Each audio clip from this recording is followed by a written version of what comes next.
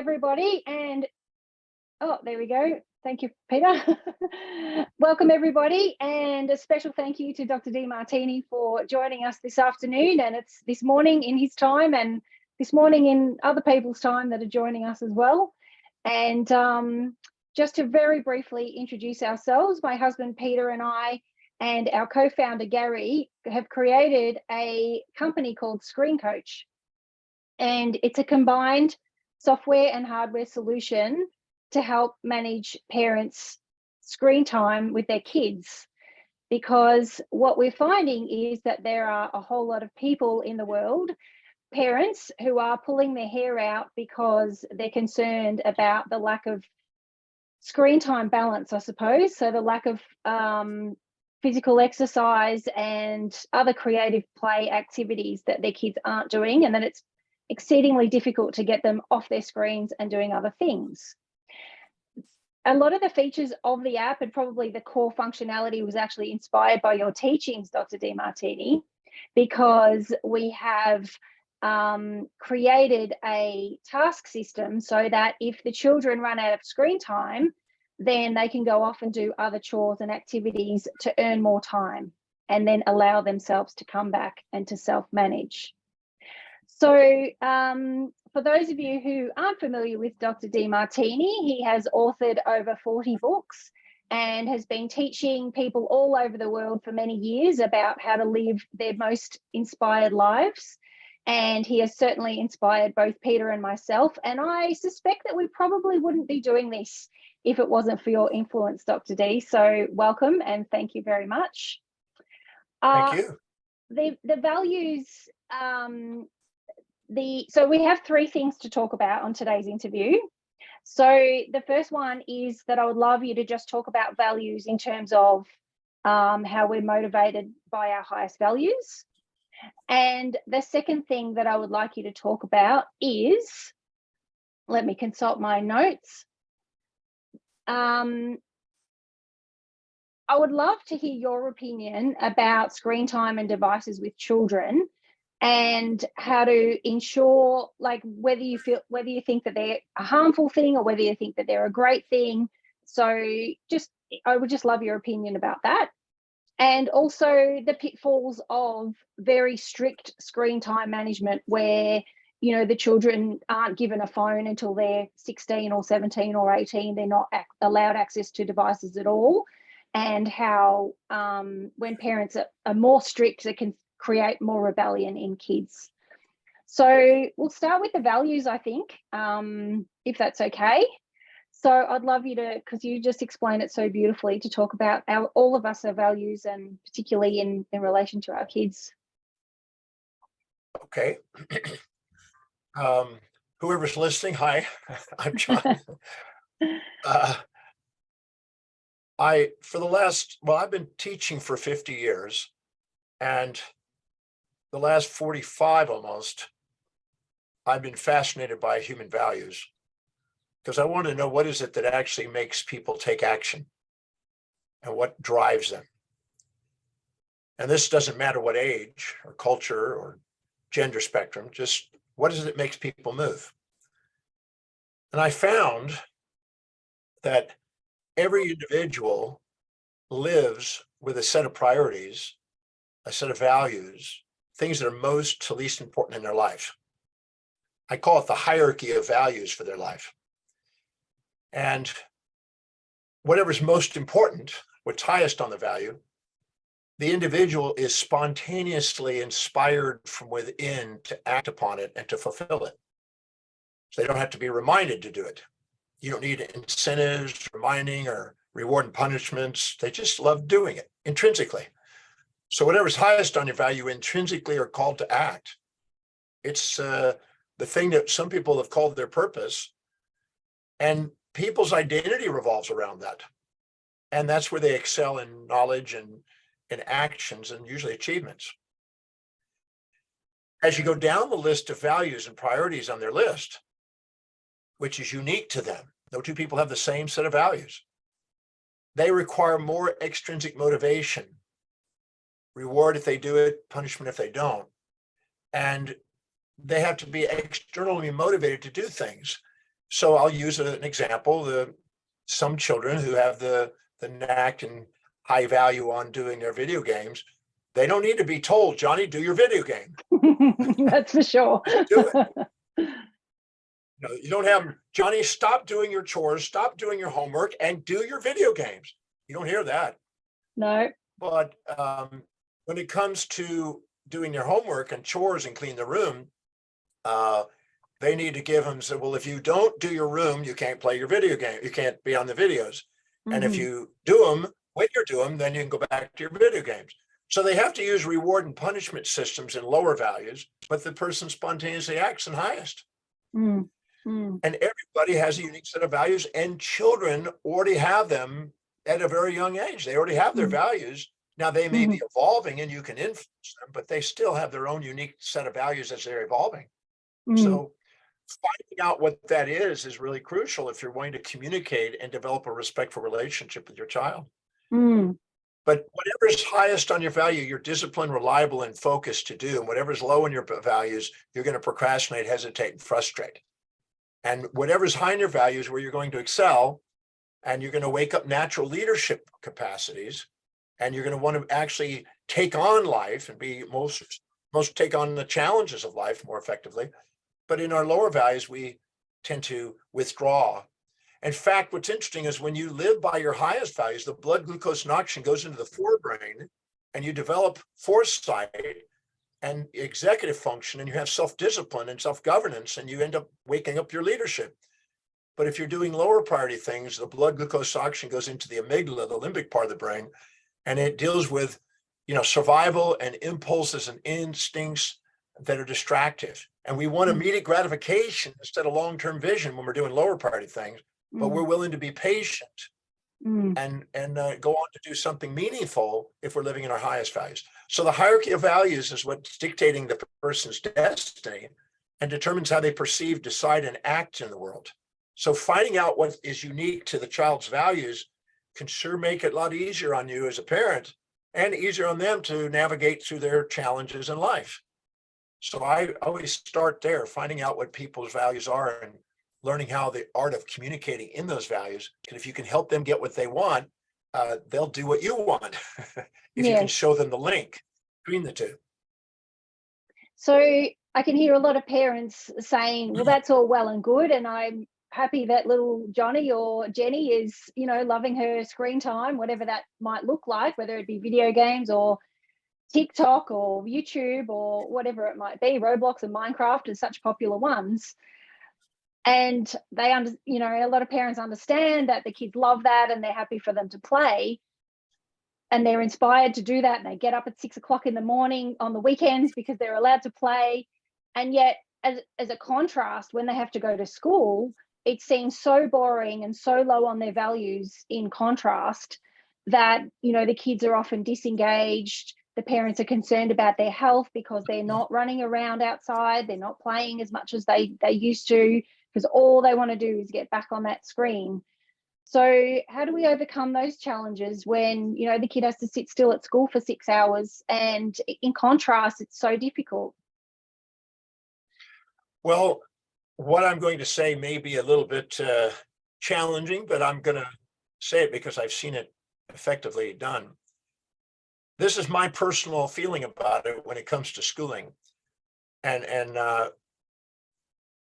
children are not going to be inspired in classes unless they're respectfully treated by teachers and the school. And I'm going to build on that so it's not left kind of hanging there.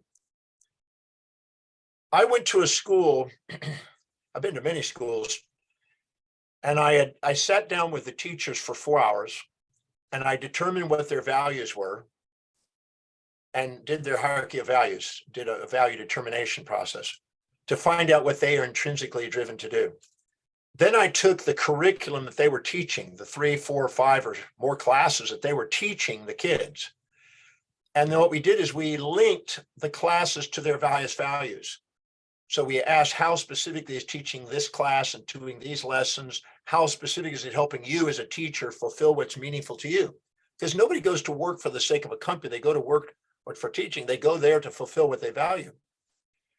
When we did the links for 4 hours, the engagement, the enthusiasm, the inspiration to share that content went up. And the attention in school went up because now they have an engaged and inspired teacher. Then we went and met with the students, and we spent 4 hours with the students, and we determined what their values were. And it wasn't going to school. I didn't see too many of those. So I took what was valuable to them. Some wanted to be entrepreneurs at young ages. Some wanted to do sports. Some wanted to be, ballerinas. Some people wanted to be a YouTube star. I mean, there are all types of things. And we identified their values. And then we took their classes and we asked, how specifically is taking that class going to help you fulfill what your dream is? And the dream is theirs. And we linked the classes to their dream. The engagement went up. They were now interested in going to class because they now can see how their class is going to help them get what they want. Then we took 4 hours to do a link between the teacher's values and the students' values. How specifically are these values that these young students have helping you as an individual teacher fulfill yours? Because if you can't see how it is, you're going to autocratically talk down to the students, and you're going to push them into alienation. Because they're going to feel like you're a dictator to them and they feel forced. Nobody likes that. And we link values between the teacher and the students for 4 hours. The retention, the attention, the focus that was measured in the school skyrocketed. So students want to learn. They just want to learn what's meaningful to them. Yes. And if we can take the information from the classes and show how it's going to help them do and fulfill what they want, then they'll go to school. They'll be engaged. They'll want to go. Right now, the experts that are selling games are doing everything they can to try to get into the values of the kids. And they're trying to, and so the students, are being engaged by that because there's experts selling that to them. Yes. But the teachers aren't doing that. And the moment the teachers learn how to do that, the kids want to go to class. So I want to make sure that they understand, that parents and the kids, the children, that it's not what's out there, it's your perception of what's out there. And if you perceive that your classes are in the way, not on the way, you're going to want to go and escape them. But if you can see the classes are on the way, not in the way, you're going to want to be engaged in them. So I think that out of respect for the students, the kids, the teachers deserve to be inspired when they're going and teach, enthused when they teach, because nobody wants to sit in a boring class, and they want to talk in terms of how it will help the children do what they would love to do in life. And the moment they do, they're engaged. And I've seen this and proven this over and over again in schools. That's a big factor. Now let's take that and now put it into screen time, because the screen time right now are filled with experts who are doing everything they can to try to figure out how to fulfill those kids' values. Exactly. And they're winning. They're winning. They are. And the teachers aren't. So they're doing it. So there are games and there are activities online that can be very conducive to the education process if they're selected. I've seen them. I've gone through some of them. Yep. So it's not an elimination of online. It's more of a selection and prioritization of what they're actually filling their minds with. That is also a factor. But if we can find out what is really important to the child and articulate the alternatives, how is exercise going to help them fulfill their values? I took a child that really wanted to just be on the video games, right? And I asked him, who are the leading video guys out there that you're following? And this guy, let's go look up and find out if he has an exercise program. And then they said, well, wow, we found out he does. He does 2 hours to 3 hours a week of exercise. I said, do you want to be like him and get to be on the higher levels? He said, yeah. Well, he exercises. Are you doing your 3 hours of exercise a week? He goes, no. I said, well, I thought you wanted to be a great person on the YouTube. And so once I took their hero and I linked it to that, they started an exercise program.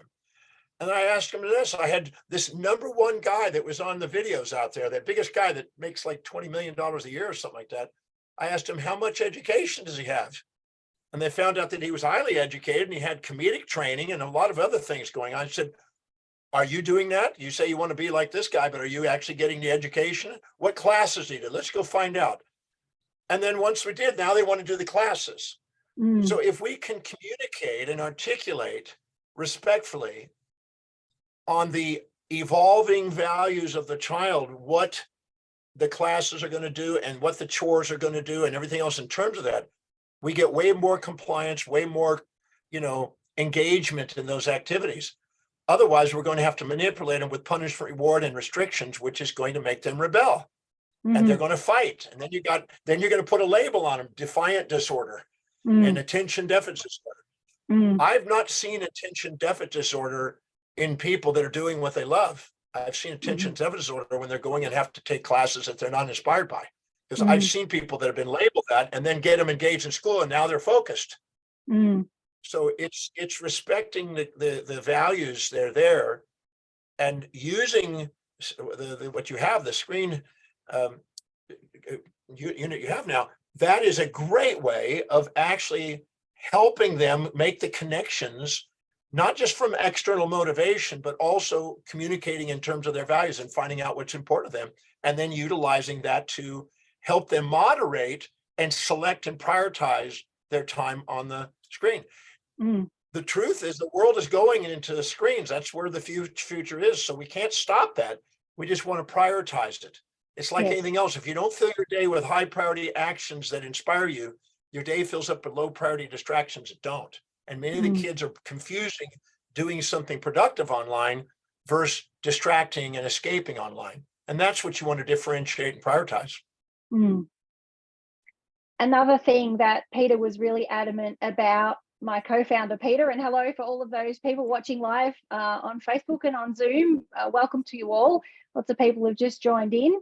One of the things that my husband and co-founder Peter was really adamant about was to include pocket money management as part of the app, so that when the children do their chores, that the parents can decide with the child's with collaboration with the child, whether they are awarded tokens, which become screen time, or gems, which become pocket money, so that if they do something over and above, like mowing the lawn, or something over and above what their normal daily chores are, or if they're not actually motivated by screen time, because we are aware that often a family will have a child that loves to read or do art or draw or whatever it is, or do music, and they immerse themselves in that, and that's frustrating for the parents, that all they want to do is read and not perhaps help around the house or do their exercise or whatever. But often those kids are motivated by money, and so that we've also attached that extra element to the app, so that the kids who are motivated by money, and any kid who loves gaming, of course, is motivated by money, because it means that they can buy more games, right? Or a better system to play them on.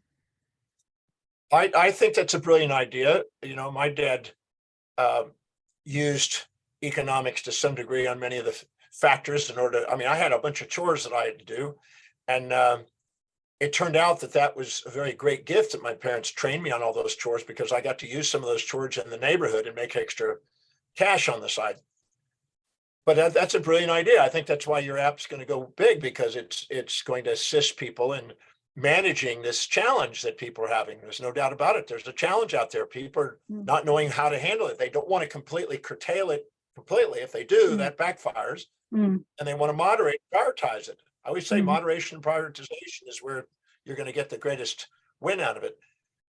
But if you can do that, but it's still on top of that, money is one of the more universal values, no doubt about it. But if you can find out what the young boy or girl's values are and articulate what you want them to do in terms of how it's going to help them. There's an old proverb that if you help other people get what they want to get in life, they'll help you get what you want to get in life.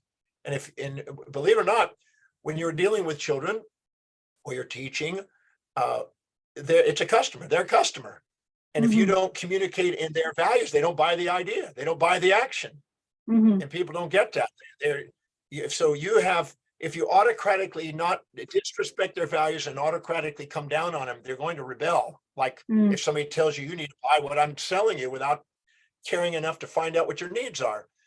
So establishing what the values and the needs of the child are, because somehow those are being met in this video games, and it may not be the video game. I find that some of the children on there are wanting to socialize and interact with people. Yes. Okay. And they get to be, they get to not be told how to be. They get to be more themselves. They want to be authentic selves or whatever. So finding out what the real reason why they're on there and the real value, and then communicating with what you want them to do on chores and school in terms of that value will go very, very far. Then using the app on top of that will automatically compound and allow them to have a whole lot less stress in the family dynamic. Because a lot of times the way the parents are handling the child is adding to the crazies. Absolutely. They're not knowing how to, and that's why your app is going to help. It's going to help the parents manage this situation. And it's also going to give feedback to the parents on how to communicate. So that's the beauty of what you got so far. So could you give us an example of how, let's just say a child loves the Minecraft, okay? It's a universally loved game for younger children. And, a lot of children, they really love the creative aspect and the fact that they're actually building something and that they can see the results of what they're creating, and, they can earn extra skins and they can earn this and earn that. And, it's just a brilliant way. I think it's really good for their self-esteem that they can actually see like the results of what they're doing on there. So if that's something that is motivating them, that they love that they're building something in this virtual world and there's almost no limit to what they can build, how could a parent communicate to them that they need a help around the house, for instance, like help prepare dinner, or the menial tasks that we want our kids to do? This is going to be shocking, but I was talking to a young boy who was playing, who's going on about 11 to 12 years old. And he says, I'm planning on having my own company. I'm going to hire people to do that stuff. So I don't want to be doing low priority stuff. I want to be doing high priority stuff.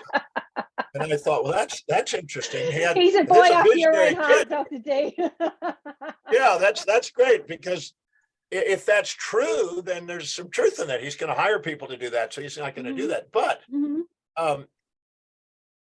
the question you want to ask as a parent, in my opinion, is ask first, what are the real driving forces and what are the real values of what's pushing this kid to want to do those games? And taking the time to care about them enough to find out what's really driving them. They're trying to fulfill. No one moves a muscle unless they believe that there's going to be more advantage and disadvantage to what they value.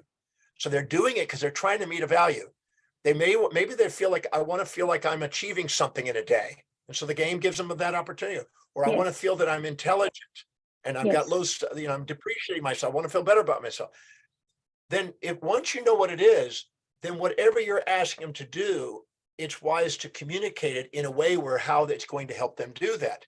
And if you don't give them more advantage doing what you want them to do than what the game's going to win. Because they've got professionals teaching them how to articulate that. I think you want to outsell the salespeople on the games with the ability to communicate effectively how to do things. So my dad he wanted me to do the yard, and I had to mow and I had to clip the hedges and I had all these different things. And I said, it was about, I was getting up at 10, 12 years old. And about when I turned about 12 to 13, he says, I noticed you're checking out the girls. And I said, well, yeah, I guess that's that time, you're hitting puberty. You're starting to think about the girls. You played with them. Now you're seeing them differently. I said, yeah. He says, do you like to have a body that's fit, or do you like to be out of shape? And I said, well, fit. Do you think the girls like a fit body or a less fit body? Well, fit body. I said, when you're going out there and doing the yard and you're getting a suntan and getting in shape and doing all the exercise and everything else, and then you take a shower, is that helping you keep fit? Is that going to help you with the girls? And I said, probably. He says, well, I'm just making you think about that. And when you're doing all the raking and sweeping and everything else, that's really getting your muscles. Have you ever looked at what muscles it's actually using and how they're toned up? No. I says, and doesn't the girl come by on a bicycle sometimes? And if she sees you out there with your shirt off, do you think that that's what's going down? And then my dad used to talk to me about this. And man, I was out there working the yard and getting sunburned and getting a tan and getting my abs and everything else because he worded it. He cared enough to find out what was important to me at the time and word it. Mm.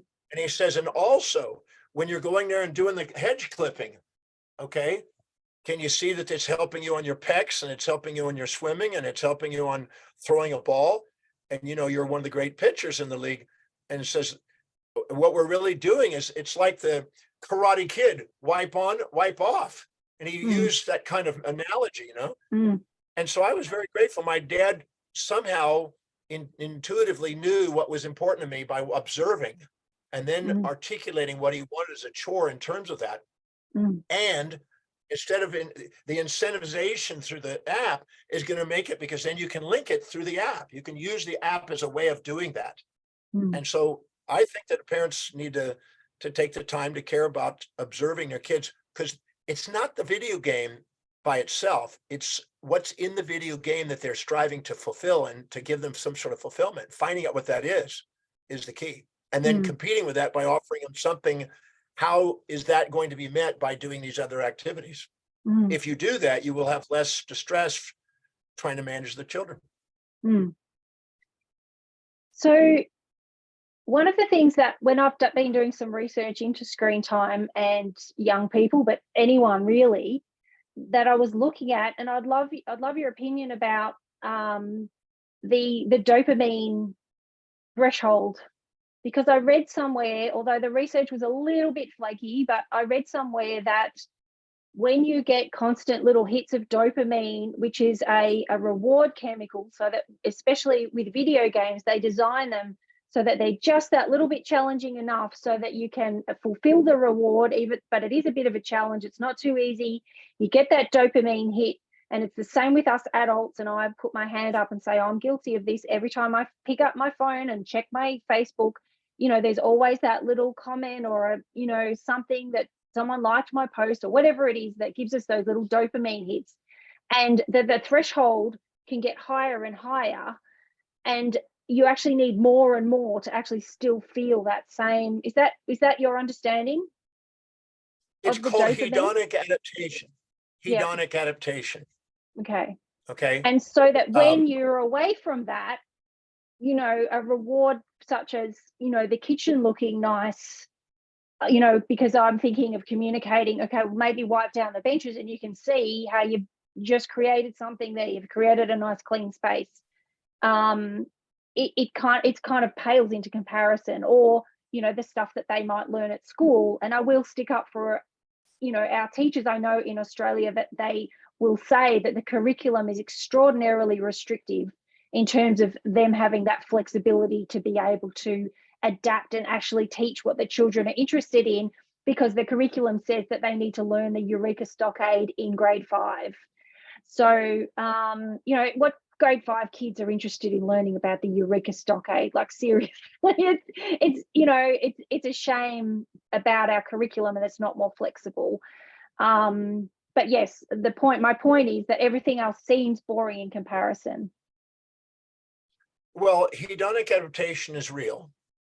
I mean, it's just, it is absolutely a real thing. And so that's how addictions emerge. Yes. And so if there's not diversity, you can get further and you have to do more and more of it. Yes. My dad, I don't know how he knew this, but he used to do something with a baseball. Starting when I was 3, we would throw a ball to each other 6 feet away, throw it in the air, catch it. And every time we did 10 catches, we would step back 1 foot each. And then we'd throw the ball 10 times. And if we didn't drop the ball and it was in perfect position, we'd step back until we were 3 yards down the street from each other, throwing the balls and making perfect throws back and forth. So that he used hedonic adaptation and kept in rewarding by going further. And I was feeling like I can throw the ball stronger, farther. And he was using that to my advantage and developing a skill that's to our advantage. So that's why on the games, the prioritization of the games, and you select the games that are actually meaningful, that actually are training them into developing, then if they are on there, then they can be now developing something that's going to be helpful in their careers and lives. And when you're not, and you're having them doing things, the same thing has to be, there has to be a rewarding mechanism, and you've got it. They're winning points. You've got it in your app. You've got winning points. You're getting winning tokens. You're getting these things. And the more you get, the more you do these activities, the more you're doing it. Yes. The same thing can occur in those. But if they communicate that in their values, it will go farther. Because anytime they can see how they're going to get their values met, they're going to get that little dopamine. The dopamine is not necessarily a bad thing. I mean, if you want to be an Olympic medalist, you need that same response to develop and get greater and greater at the getting a gold medal. Yes. It's just directing it and navigating it into something that's productive and meaningful, that is going to enhance long-term in their life, not just immediate gratification. Because children, the developmental aspects of their moving their physical body is so important up until the age of 8 in particular. And, you know, a lot of parents' concerns are that they're just spending so much time on screens or watching television. They're not, they're not playing in the park. They're not taking risks. They're not learning how their body moves, that gross motor coordination. And it's something that I am concerned about with our kids. Well, there's no doubt that if you don't use it, you lose it on the body. Your musculature atrophies, the bones atrophy. We're neuroplastic, bioplastic, muscular plastic. We're constantly modeling our body. And if we're not using it, the body doesn't want to waste energy, glucose, oxygen on something that's not being used. So it deteriorates the muscles and atrophy. No doubt. But again, finding out what they love doing and finding out how to get them outdoors and do that. You have the perfect app to do that. The app will do it. If you go out and do your exercise, you want screen time. If you go out and we go as a family, a lot of times if people go out on adventures and go for hikes and things like that, or go do things together, they'll get out, they'll do things. If you just tell them to go out and do your exercise, they're not going to be incentivized. If they've got tokens, they've got a reward, they're more likely to. But if you can do the same hedonic adaptation by saying, I started doing it during COVID. I wasn't moving around as much, so I started working out. Well, I started adding to push-ups. I'm now up to 280 push-ups. I started out at 20. That's fantastic. So I just pushed it. I pushed it. So we can create the same thing. If we could set up an exercise program, if you can do this much weight, you can this many reps and this things, you get a token. And we can then reward them by that, give them that. And then we can prioritize and moderate the screen time by keeping them busy doing these other things. And then communicate how that's going to help them in their social life because they're fit. How's that going to help them in their alertness? So it's going to be easier on their grades in school, and articulate on how it's going to win to them.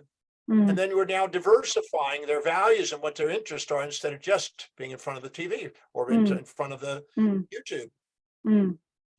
I think you make a really good point there, and something that in terms of, one way to find out the kids' values is to actually, and I think that this is something that a lot of parents are reluctant to do, because I know so many parents have said one thing that drives them insane is when the kids are watching a YouTube of someone else playing the game. They're like, what is that? They say to me.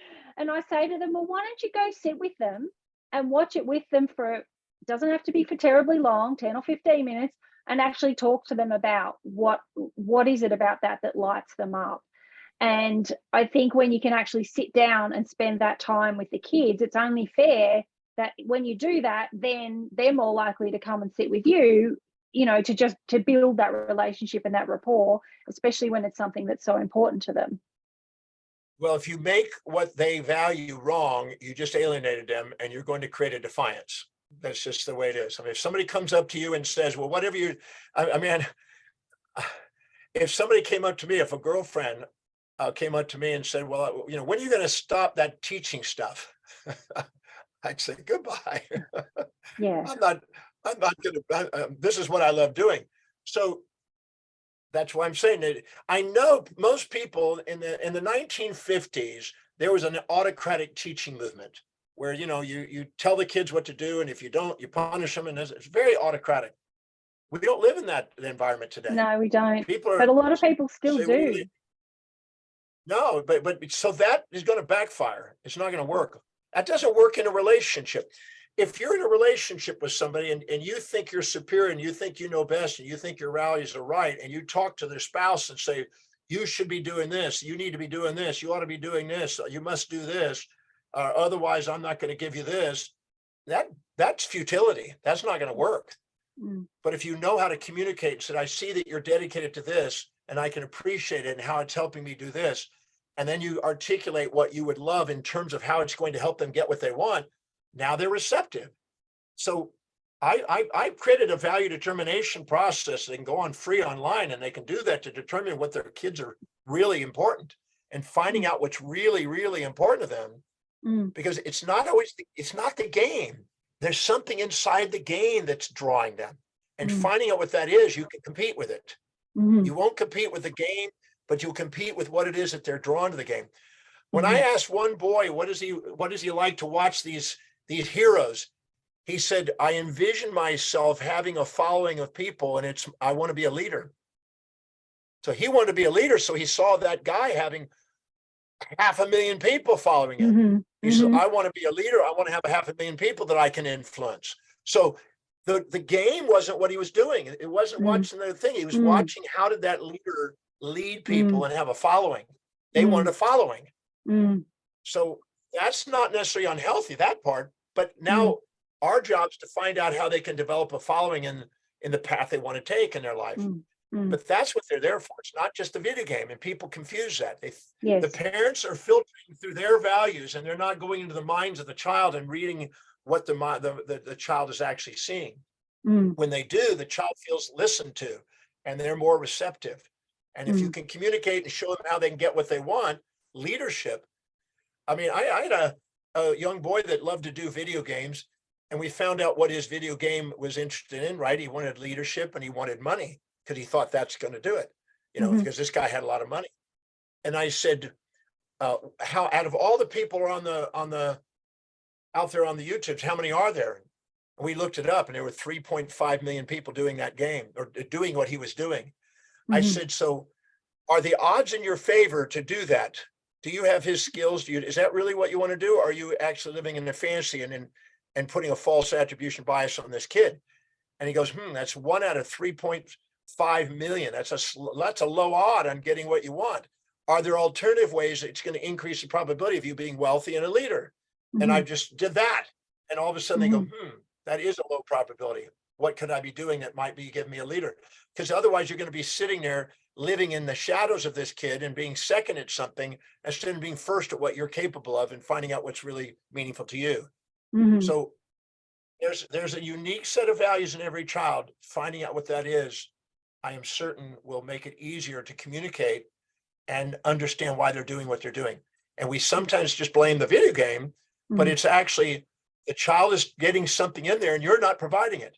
Anything you're not able to provide for your child, they're going to find somebody that's going to provide it. That's how it works. Your job is to find out what it is that they're looking for and find alternative ways of providing that to them. And then they'll be drawn over to the things you're now providing. But that's a sales thing. When a person goes to a grocery store and they've been going there for 10 years, all of a sudden a new store opens up and it's a better price and it's fresher produce and it's greater goods and it's closer by. They're not loyal to the initial grocery store. They go right to the new one because they're wanting to fulfill their values. They will go and follow your ideals if you can help them fulfill their values more effectively than the games. And that is something you really have to care about them, because they're people specializing, trying to find out how to fulfill those kids' values. And you're not. And don't, I always say that you find out what it is that's fulfilling the values and be sincere in trying to help them fulfill their values, and they'll spend time with you, they'll interact with you, they'll do whatever you want if you do it. People just want to fulfill their values. Every decision they make is whatever is going to fulfill their values. We just sometimes are confusing what those values are and not caring enough to find out what's truly theirs. And they're changing. The values are changing every quarter. You need to keep current with it. I played baseball when I was 3 to 13, and I surfed from 13 to 18, and then I went into academics from 18 till 68, going on 69 now. So my values change and theirs is changing, and you have to respectfully keep in current with what their values are. And that's an Yes. art too. Yes. So on your website, there's a free values questionnaire. Is that something that parents can sit down with their kids and go through those questions with? First, have the parents do it 3 times. Mm-hmm. Because the Okay. first time they'll lie to themselves. They're going to write down what they hope it would be, wish it would be, and they're going to lie to themselves. I've been doing it a long time. Yes. But they do it 3 times in a row, a week or something, and go through and make sure they understand the exercise. And then work with a child and say, I would like to know what's really most important to you. And the way you do it, you said, Johnny, sometimes I come across, demanding and commanding and restrictive and everything else. I think it's because I really don't know what's important to you. I know you're doing video games, but I want to know what's really driving you. I'd like to do a little exercise here. It'll be fun. And let's go through and find out what's really, really important to you. And then when we understand that, we can then master the art of communicating what we value as a parent in terms of what they value as a child. And the more you help them get what they want, the more they help you get what you want. That's the basic human development. That's what's called a sustainable fair exchange transaction. The only thing that works in relationships and in business and in society is a sustainable fair exchange transaction, not an autocratic narcissistic demand, not an altruistic sacrifice, but a sustainable fair exchange where both people are winning. The parents are winning, the kids are winning. That has to be an equilibrium where if you want the thing to be sustainable, that's what it takes. I often laugh when parents do complain about the kids watching other people playing, because they can't understand what's in it for the kids when they do that. But then the parents are watching these reality TV shows where they're watching other people live their lives. It's like, to me, it's the same thing. I really believe that a parent is wise to ask some questions. What specific trait, action, or inaction am I disliking, frustrated with, aggravated by, disliking, or even resenting in my child? And define it. Yes. And then go and, the old saying that I think it was in Romans 2 in a New Testament, it was said, whatever you judge in others is you. Yes. You're pointing your finger at them, but you're looking back. Because a moral hypocrisy imposed on a child, they can read through it and they see it and they defy back. But if you actually ask, where am I doing the behavior I'm seeing in them? Because we sometimes want to rescue people on the outside that represent parts of us we're not loving on the inside. So it's wise to humble yourself and look at where you're doing it, because you may be doing the very same thing and the kid is watching you do something, watching TV and a reality TV show, and go, what the heck, you're telling me? And it's hypocrisy. So look carefully at what you're expecting them and make sure you're not doing the very thing that they're doing in your own form, because then you're giving them a mixed signal, and you want to be as congruent as you can to prioritize your own life and live by example. As Albert Einstein said, the greatest teacher is exemplification. If you exemplify a prioritized life, a meaningful life, and a fulfilling life, the kids eventually come that direction. But if you're living an unfulfilled life and you're telling them what to do and you're not doing it, they're going to go explore some other alternative, and they're going to be looking for a new mentor, and the world out there is going to sell them one. Yeah, that's so important, because as parents, I don't think many people realize just how much they're on their own screens, whether they be working from home, even if they're working, it's still the young child is still seeing that modeling where you're sitting in front of a computer all day, or, at night, or, and for me personally, I'm on my phone all the time. And it's just something that I really need to constantly pick myself up, is just put my phone down and really be present with my kids. And the other thing that I notice in myself is that it's very convenient for me, for my kids to be on screens, because they don't bother me and I can get some things done. Need to be really careful that it's not just around my terms of saying, right, well, I'm ready now to interact with you, so you need to be off the screens and come and interact with me when it suited me that you were on there. So, they're the things I think that the modern parent, really needs to navigate. Can I share a story? I had a lady that asked me to talk some sense into her child. that was the line. She said, I need you to do a consult for me and talk some sense into my child. And I said, how old is your child? He says, 23. And I said, okay. And he was in front of the television and or videos, not video screen, but on the computer. And so I went into his room where he was, and he was watching TV, and he had his screen up from his computer. And I said, so your mom said that she's been on your case, and she's telling you and you're having some conflict. She says, oh yeah, she's always on my case. And I said, what are you watching? He says, I'm watching this, I don't know what it was, CSI or something like that. It's a forensic medicine solutions to crime, trying to find solutions to crime. And I said, so do you spend a lot of hours a day? He says, I spend 5 to 6 hours a day on that. I said, is that what you watch? He said, that's all I watch. I said, is that what you want to do in life? He said, exactly. My mom doesn't get that. She wants me to go out there and get a job at a McDonald's or something. I said, I want to do this. I said, have you ever talked to your mom and actually really explained to her that's what you want to do? She said, she doesn't get it. And I said, she said that you're having problems in school. He says, I don't want to go to school. I want to do this. I don't see that class giving me this. And I said, I want to have your mom come in here. And I said, let's go online. We all looked online together on what is the curriculum that it takes to become a forensic scientist and working in crime solutions.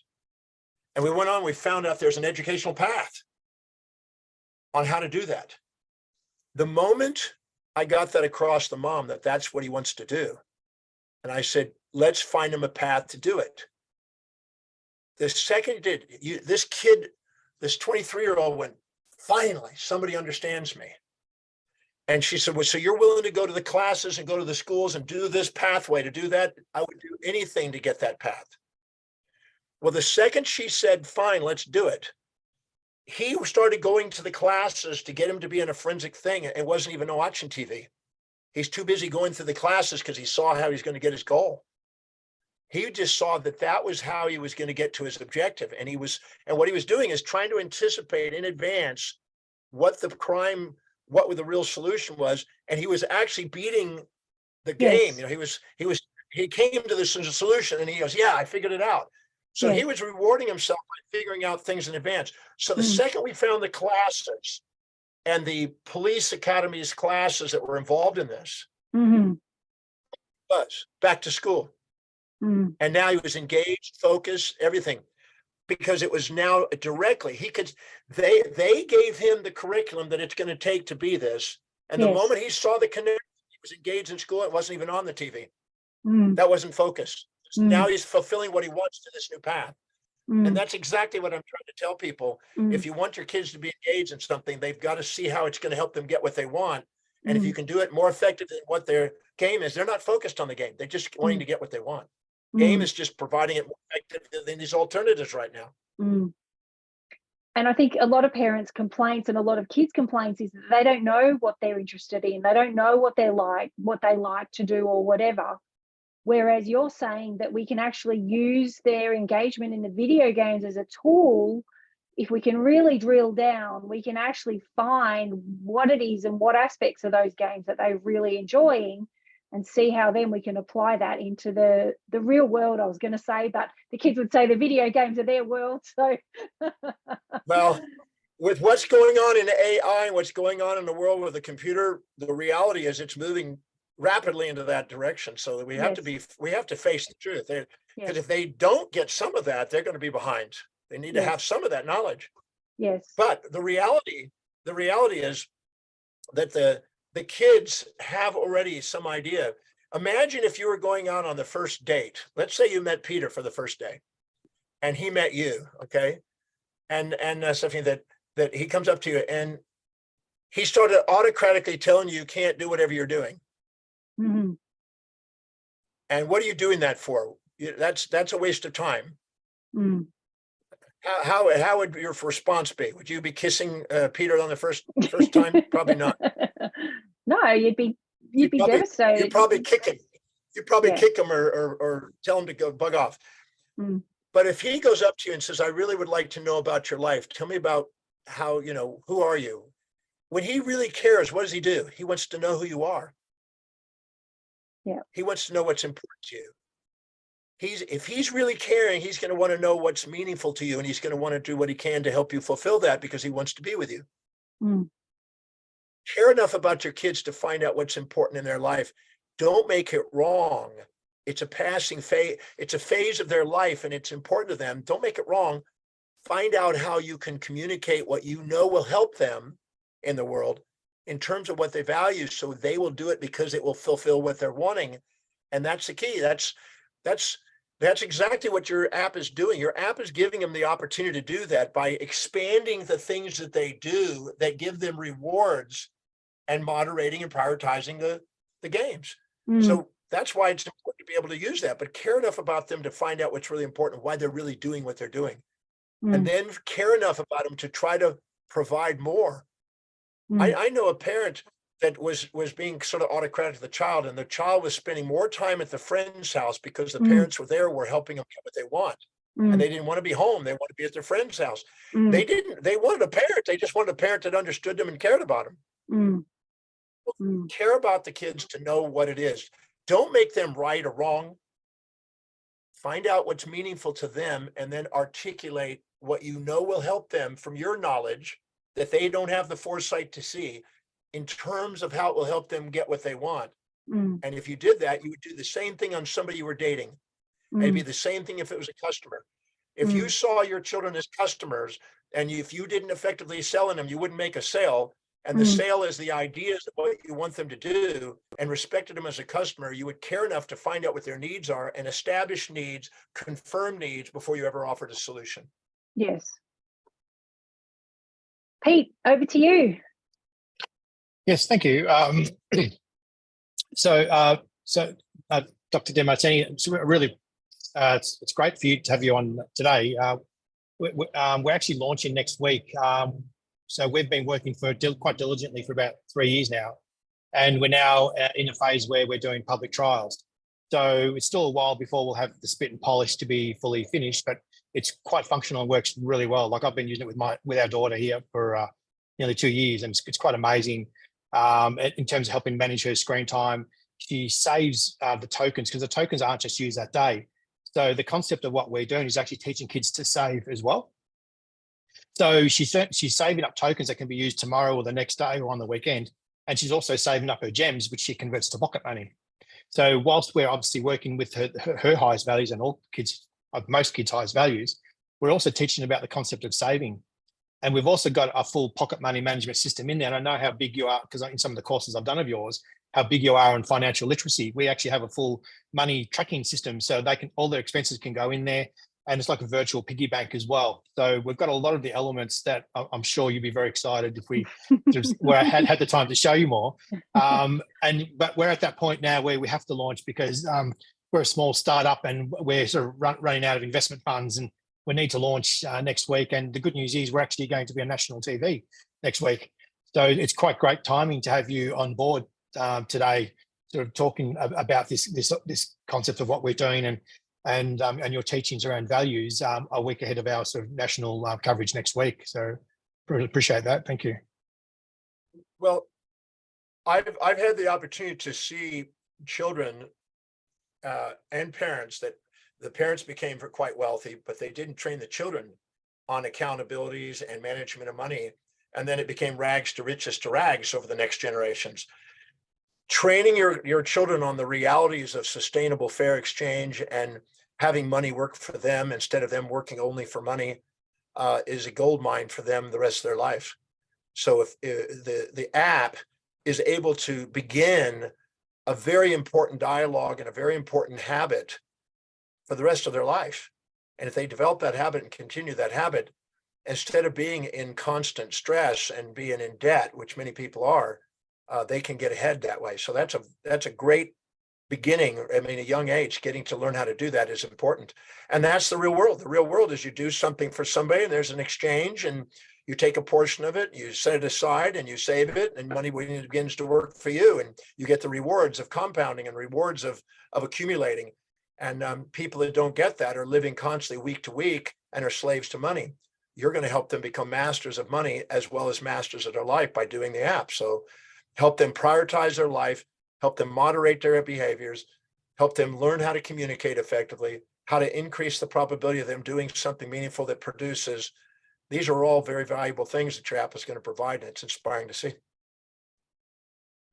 Thank you. And it's really lovely to hear you say that, because these are all of our goals and what we want to achieve. One of the other things, because it's called ScreenCoach, where part of the things we're looking to be adding to our system is actually more coaching, more education on personal development. Could be around the psychology of screen time, could be around doing maths or physics. So we want to sort of add more elements into general education, which will also come back and reward them with tokens and gems as well. And we also want to add, obviously, education for parents too. So that's all a big part of our goals. I had a boy in South Africa who wanted to climb Mount Everest. He was 16 years old. And he told his headmaster that he's going to quit school and he's going to go climb Mount Everest. And the headmaster said, "Dr. Demartini, can you talk to this young boy, this 16-year-old?" And so I went and chatted with him. And I said, "I hear you're going to go climb Mount Everest. I've been to Mount Everest. You're going to go climb it, huh?" And he goes, "Yep." And I said, "Do you speak Nepalese or do you speak the language of the Sherpas?" And he goes, "No." I said, "Well, how are you going to communicate with your team? You're not expecting to go up to Mount Everest without a team of Sherpas and people that are going to be carrying packs and stuff with you, are you?" "I need that." I said, "I wouldn't want to be up there without a team. You know, you need to have supplies and team." He goes, "Really? So have you studied languages and know how to communicate in that language? Because if you don't have that, you have no communication with the people you're going to need to go."